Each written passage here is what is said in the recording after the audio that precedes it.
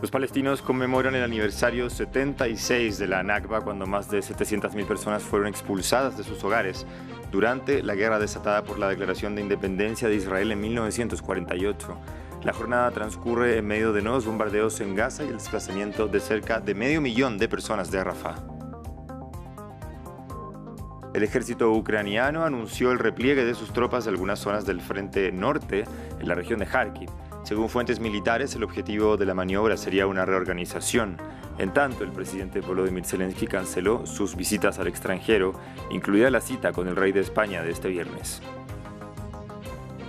Al menos 3 personas habrían muerto en Nueva Caledonia, donde continúan los disturbios, después de que el Parlamento en Francia votara a favor de una ley que extiende el padrón electoral en la zona, una medida rechazada por los líderes locales que afirman que la iniciativa resta influencia política de los indígenas kánakos. ¿Qué tal? ¿Cómo están? Bienvenidos a esta hora de la mañana a la revisión de las noticias. Soy Francisco Velasco de la Fiore y es un gusto estar con ustedes. Comenzamos el noticiero con la conmemoración del Día de la Nakba. Este miércoles los palestinos recuerdan el desplazamiento de más de 700.000 personas que fueron expulsadas de sus hogares tras la guerra árabe-israelí de 1948.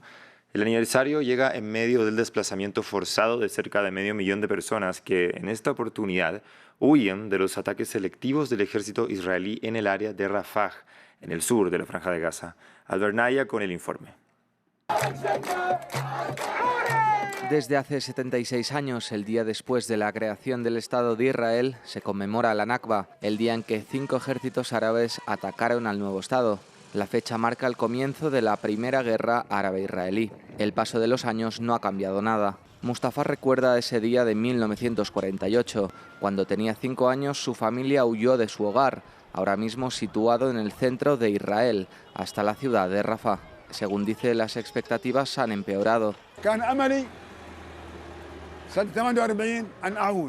Mi esperanza en 1948 era regresar, pero mi esperanza hoy es sobrevivir. Hay un abismo entre volver a mi patria original en Yamna y a mi granja, y a mi casa, y a mis cítricos, y al pozo de agua. Hoy solo espero vivir sano y sin discapacidad. Juro que hoy no hay sustento. A día de hoy sus nietos tienen la misma edad que él cuando olvidó lo que era vivir en paz. Soy incapaz de proporcionarme seguridad y protección. Vivo con mucho miedo. Soy incapaz de proporcionar seguridad y protección a mi hijo y a mi nieto.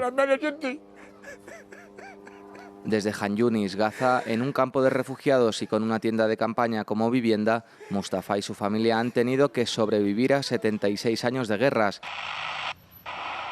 tentativas de acuerdos de paz y múltiples éxodos. Décadas de lucha que han convertido a 6 millones de palestinos en refugiados permanentes distribuidos en Líbano, Siria, Jordania y la Cisjordania ocupada por Israel. Pero la peor parte se la ha llevado Gaza, donde él vive. Por eso la palabra Nakba en árabe significa catástrofe. Pasamos a noticias de la guerra en Ucrania. El ejército ucraniano sigue perdiendo terreno en el norte de Kharkiv. Señalan haberse replegado de algunas zonas de las localidades de Vovchansk y Lukiansk ante el avance de las tropas rusas, que también se adjudican el control de Kharkiv, mientras que la capital de la región y la segunda ciudad más importante de Ucrania, Kharkiv, fue bombardeada. En tanto, el presidente Volodymyr Zelensky decidió cancelar su agenda de viajes al extranjero, incluido un viaje a España debido a la ofensiva rusa. Ampliamos en el informe. Los bomberos luchan por extinguir las llamas. En el centro de Kharkiv, un taller de autos fue alcanzado. Cerca de allí, varios edificios fueron atacados. Una vez más, la segunda ciudad más importante de Ucrania fue blanco de importantes ataques rusos.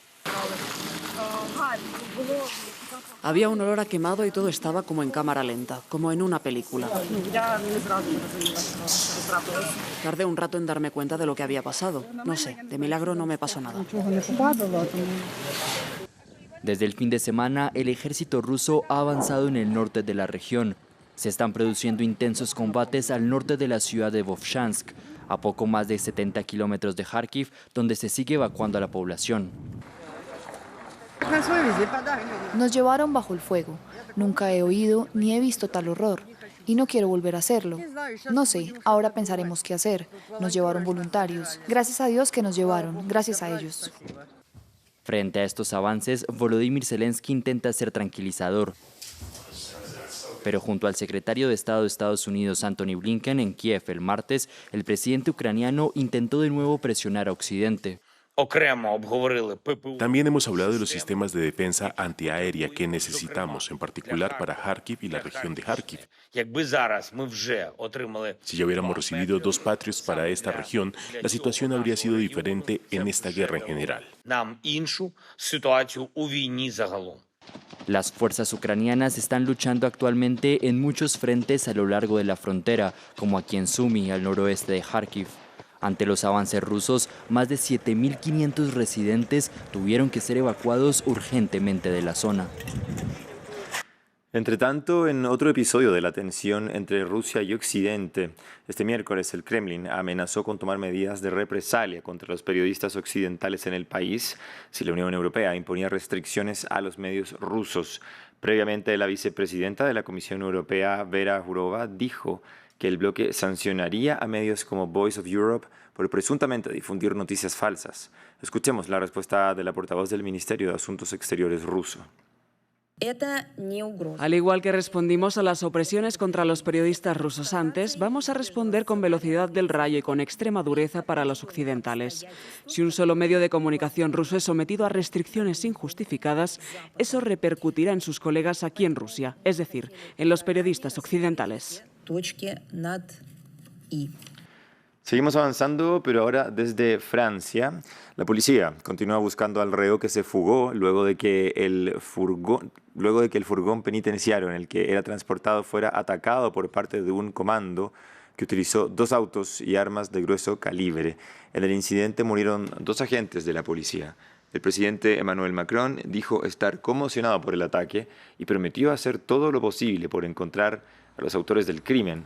Desde el Ministerio del Interior también emitieron declaraciones. Hemos puesto muchos medios para encontrar no solo a la persona que se ha fugado, que es un criminal, sino también a la banda que lo liberó en condiciones despreciables. Puedo decirles que los recursos tanto de la Gendarmería como de la cooperación policial internacional que se han puesto a petición del presidente no tienen precedentes.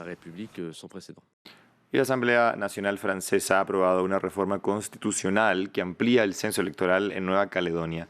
Lo anterior provocó la ira de las fuerzas independentistas de la isla francesa del Pacífico, que han protagonizado violentas protestas. Aunque la reforma aún no ha sido aprobada por las 2 cámaras del Parlamento francés, los disturbios continúan en el archipiélago. Con 351 votos a favor y 153 en contra, la Asamblea Nacional adopta la ley. Es una reforma constitucional adoptada por amplia mayoría, pero que indigna a los independentistas de Nueva Caledonia, isla francesa del Pacífico. Antes de la ratificación del texto por el Congreso, el gobierno afirma que sigue abierto al diálogo. Nuestra mano sigue tendida, por lo que el presidente de la República propuso abrir nuevas discusiones entre los líderes políticos de Nueva Caledonia y el gobierno. En una carta enviada a los representantes caledonios, Emmanuel Macron afirmó que ha pedido a su gobierno que les invite a París para dialogar lo antes posible. Mientras avanzaba el análisis de la iniciativa en París, en Nueva Caledonia seguían los disturbios. El martes por la noche, este gimnasio quedó completamente destruido por el fuego. Hubo enfrentamientos entre la policía y los manifestantes, algunos de ellos fuertemente armados. Obviamente es vital que se restablezca la calma. Cientos de personas han resultado heridas en el norte del país y decenas de casas y comercios han sido incendiados.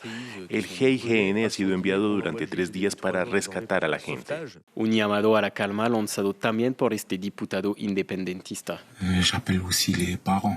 Hay que decir a los jóvenes que la lucha no consiste en esto. La reforma constitucional amplía el censo electoral para las elecciones locales en la isla. Hasta ahora, las personas que se instalaron en la isla después de 1998, una quinta parte de la población, no tienen derecho a voto. Para los independentistas, esta ampliación limitará la voz de los nativos kanakos. Cerramos este bloque de noticias. Siga con nosotros y ya regresamos.